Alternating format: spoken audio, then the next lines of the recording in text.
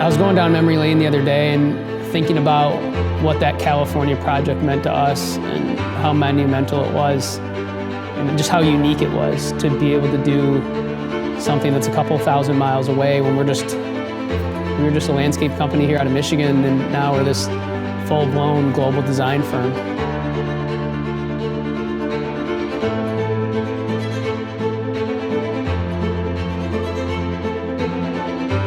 I think this is long overdue. I think this is something I've been wanting to talk about, and I think other people want to hear about it. The root of all these projects have been based on social media and mixed with a little bit of destiny. That's where it all began, March 2021. Me and the client were talking then. But little did I know that the restrictions behind what could be done on that hillside in California was insane. We're talking about one of the most prestigious neighborhoods probably in the world.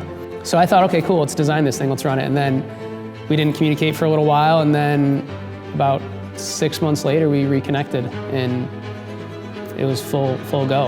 And we started implementing designs, and we had a couple different concepts, and the best place for me to do is just kind of go through my phone and see the timeline of how everything happened. And we thought we could do a super modern concept, and we'll show you guys these screenshots as we go, but there's this really cool modern concept with all these terracing. We didn't know what the possibilities were. I think we redid the design 4 times. We went to 2 different HOA meetings, and then we finally got that approval. And me and the client decided that let's do it. Let's try to build this. Let's bring this to life. So knowing me, I was like, and obviously communicating with Carly and our team on what we could do, and we had a lot of people that wanted to go and try to take on this feat. I got a picture of the first day we got there, January 31st, 2022. I never saw it before. We never made a trip out there. We were just going based on pictures and drone shots. So it was very eye-opening when we got there and saw it for the first time. And it was about an acre hill, and it was, a 50 or 60 degree slope. It's like, when you get there, where do you start in your mind? Like, what is the first thing you do? And it took us a while to understand how we were gonna do this project and start from like one of the peaks on the top. Because if you'll see in some of the shots that there was these essentially 4 little platforms created throughout the hill, and that's were the little destination points. But we came with our orange paint and we marked it out, and the access was limited. We couldn't use any machine. And I remember I had 2 skid steers rented, an excavator. I had all this equipment that I was gonna get delivered. In the following days when we got there, we realized we couldn't use any of it. So we get out there and we have a couple people, and I connected with people from masterminds. That's how I kind of built the Army. I connected with a couple guys from there, and then we built a team of about 60-ish within 3 or 4 days. But with some of the restrictions, we were kind of in that unknown. You couldn't work on Saturdays or Sundays, so it extended the length of the project. We were staying at an Airbnb with our entire team. It was just a very unique experience. January 31st, the first thing we did is we carved some steps into the dirt. And you'll see in some of these photos that we have the steps carved in so we could actually walk up the hill, because the hill was hard to traverse. Like anything, the design just kind of evolved. We had a concept in our head, but getting there and feeling it, and as the space developed, our connection with the space grew.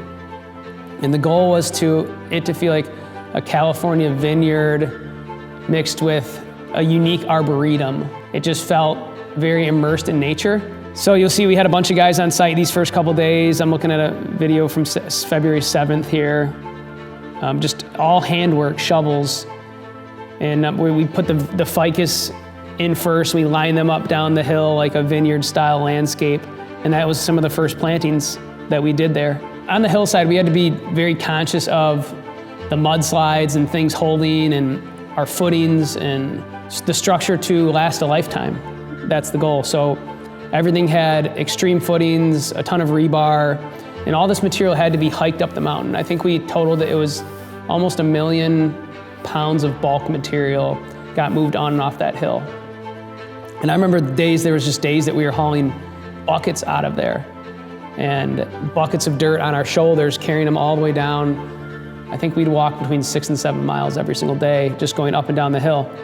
And getting the plant material up there, we worked with a lot of really cool vendors out there, Boulevard Nursery out of LA, and then there was other landscape contractors that we connected with that were huge parts of the project.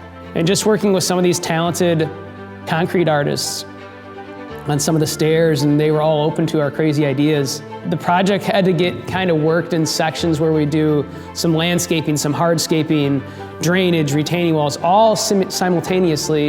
And normally you want to do, excavation, and then you do all your hardscape, and then you start your softscape. But the way this project was set up, just because of the topography and the situation we were in, we had to do it in a little bit of a different of a motion. It's another interesting dynamic with living with your team, 2,500 miles away, and just all the community dinners we had and all our workouts we did together. We went hiking, and we enjoyed some of the weekends that we had where we couldn't actually work. As the project just started to develop, it started to feel really special.